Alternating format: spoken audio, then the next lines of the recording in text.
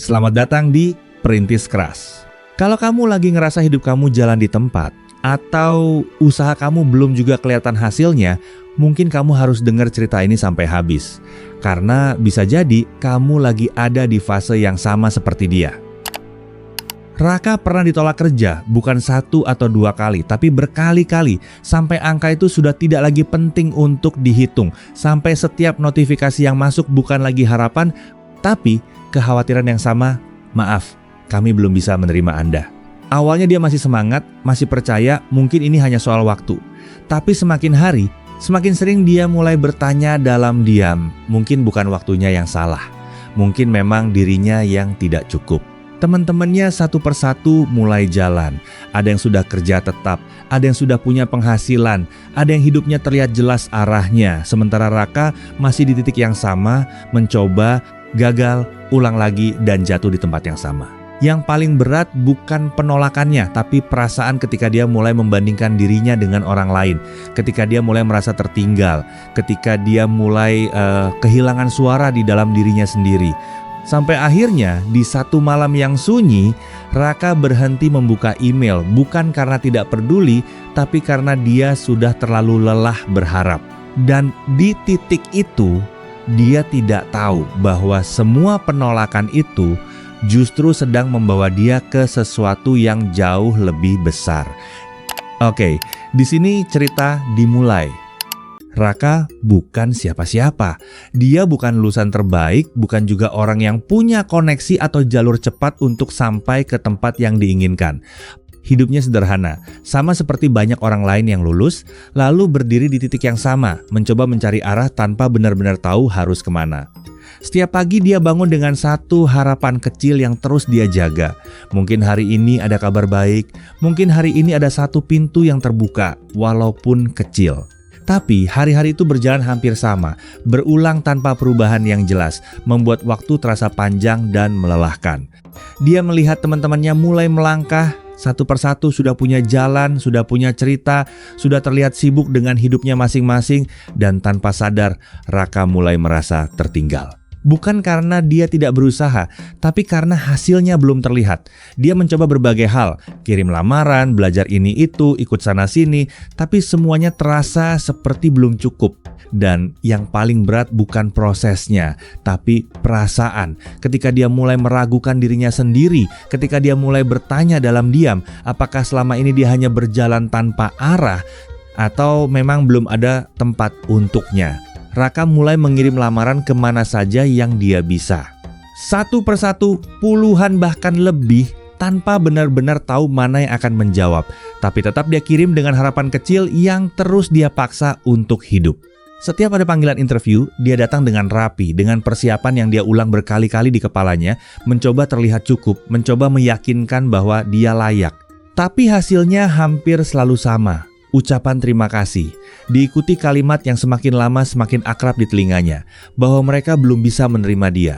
Awalnya dia masih mencoba tegar, masih berpikir mungkin ini bagian dari proses. Tapi semakin sering itu terjadi, semakin sulit juga untuk tetap percaya diri. Lingkungan mulai bicara, tanpa niat jahat tapi tetap terasa menekan, membandingkan dia dengan orang lain yang sudah lebih dulu berjalan, yang sudah punya hasil, yang terlihat lebih siap. Dan tanpa sadar, Raka mulai ikut membandingkan dirinya sendiri. Yang paling sakit bukan sekedar ditolak berkali-kali, tapi momen ketika dia mulai merasa mungkin dia memang tidak cukup, mungkin semua ini bukan karena belum waktunya, tapi karena dirinya yang memang belum layak.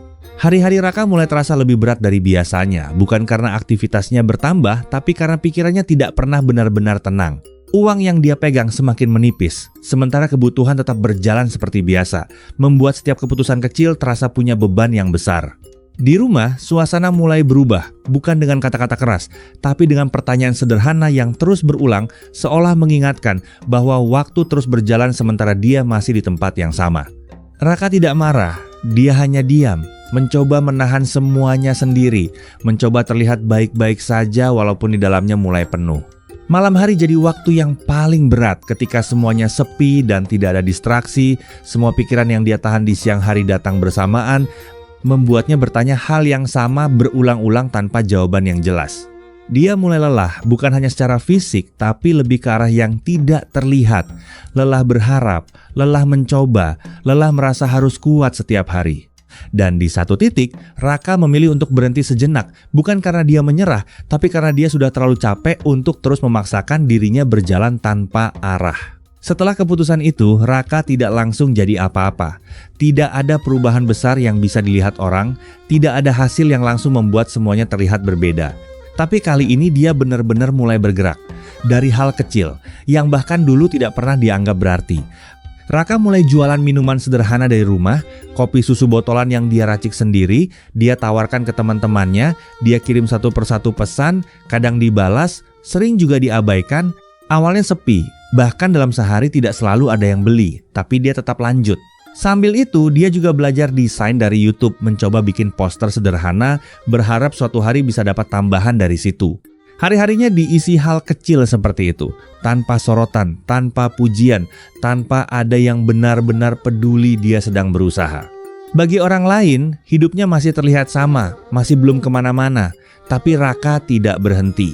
Dia tetap jalan, tetap konsisten, walaupun pelan, walaupun hasilnya belum terasa.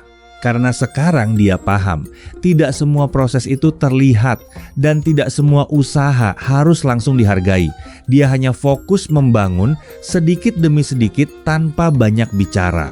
Dan di fase yang paling sepi itu, tanpa disadari siapapun, Raka sedang menyiapkan sesuatu yang suatu hari nanti akan terlihat lengkap dengan cerita yang tidak pernah dilihat orang. Hari itu tidak terasa berbeda dari hari-hari sebelumnya. Raka tetap menjalani rutinitasnya, bangun, meracik kopi susu botolan, kirim pesan ke beberapa orang dan berharap ada yang merespon. Tapi di tengah hari itu ada satu hal kecil yang berbeda. Satu pesan masuk, lalu satu pesanan datang, dan untuk pertama kalinya bukan dari teman dekat, tapi dari orang yang benar-benar membeli karena dia mau. Raka mengantar pesanan itu sendiri, sederhana, tanpa ekspektasi besar, tapi ketika uang itu dia terima, rasanya berbeda. Bukan karena nominalnya besar, bahkan mungkin kecil jika dibandingkan dengan orang lain, tapi untuk pertama kalinya dia melihat hasil dari apa yang dia lakukan sendiri. Tidak ada yang instan, tidak ada yang tiba-tiba, tapi itu nyata. Di momen itu, ada sesuatu yang berubah di dalam dirinya. Bukan soal uangnya, tapi keyakinan yang mulai muncul pelan-pelan bahwa apa yang dia lakukan ternyata bisa menghasilkan sesuatu. Dan untuk pertama kalinya setelah sekian lama, Raka tidak lagi merasa kosong. Dia mulai percaya, bukan karena semuanya sudah berhasil, tapi karena akhirnya dia tahu dia bisa. Setelah momen itu, tidak ada perubahan besar yang langsung terjadi, tapi ada sesuatu yang mulai bergerak pelan. Raka tidak lagi sekadar mencoba, dia mulai menjaga ritme.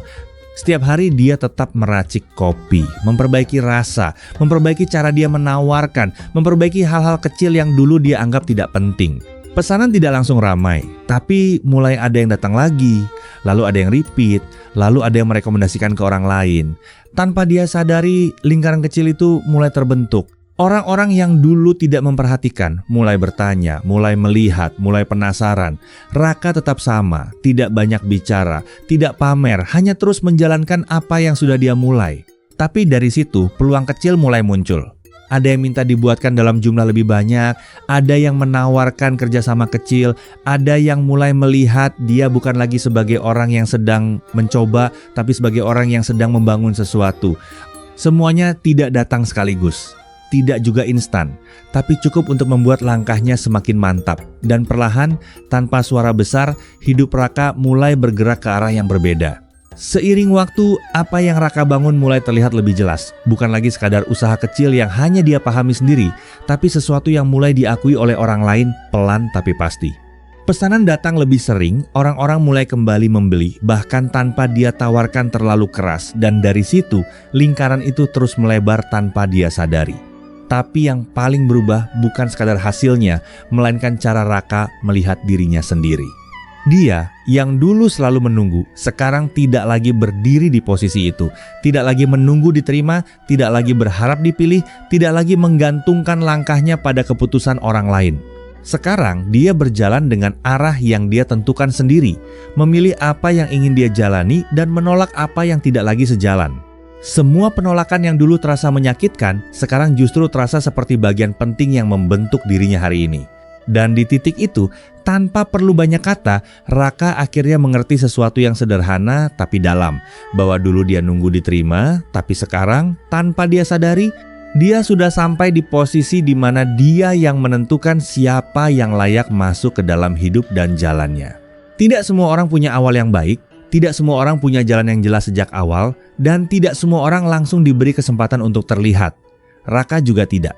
Dia bukan yang paling cepat, bukan yang paling pintar, bukan juga yang paling beruntung. Tapi satu hal yang akhirnya membedakan dia dari banyak orang lainnya adalah keputusan sederhana yang dia pegang sampai akhir. Dia tidak berhenti.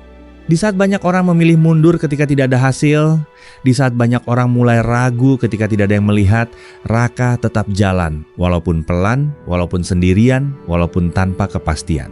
Dan dari situlah semuanya mulai berubah, bukan karena keajaiban, tapi karena dia bertahan lebih lama dari yang lain.